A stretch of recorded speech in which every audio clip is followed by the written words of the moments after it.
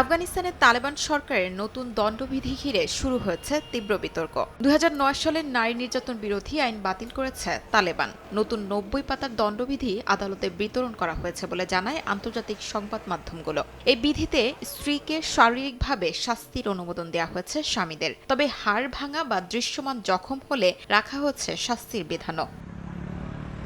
বিধি অনুযায়ী স্ত্রীর ওপর অতিরিক্ত শক্তি প্রয়োগে জখম বা হাড় ভাঙলে স্বামীর সর্বোচ্চ ১৫ দিনের কারাদণ্ড হতে পারে। তবে দোষী সাব্যস্ত হওয়ার জন্য নির্যাতিত স্ত্রীকে পুরো হিজাব পরা অবস্থায় আদালতে দিতে হবে নির্যাতনের প্রমাণ। পাশাপাশি থাকতে হবে স্বামী বা প্রাপ্তবয়স্ক কোনো পুরুষ অভিভাবক। অন্যদিকে স্বামীর অনুমতি ছাড়া আত্মীয়র বাড়ি গেলে সর্বোচ্চ ৩ মাস কারাদণ্ডের বিধানও রাখা হয়েছে স্ত্রীর।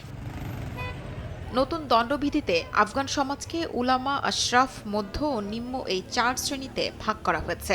একই অপরাধের শাস্তি নির্ধারিত হবে অপরাধের ধরন নয়, বরং অভিযুক্তদের সামাজিক অবস্থান অনুযায়ী। কোনো ইসলামী পণ্ডিত অপরাধ করলে তার ক্ষেত্রে কেবল পরামর্শই যথেষ্ট।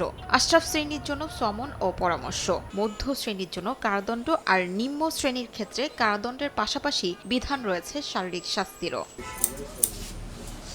এদিকে দেশটিতে তালেবান কর্তৃপক্ষ ইসলামী আইন অনুযায়ী পুরুষদের দাড়ি এক মুঠির চেয়ে ছোট না রাখার নির্দেশ কঠোরভাবে বাস্তবায়নের কথা বলা হয়েছে। দাড়ি বেশি ছোট করে কাটলে নাপিতদের আটক করা হচ্ছেও দেশটিতে। শিউলি রোজা, সময় সংবাদ।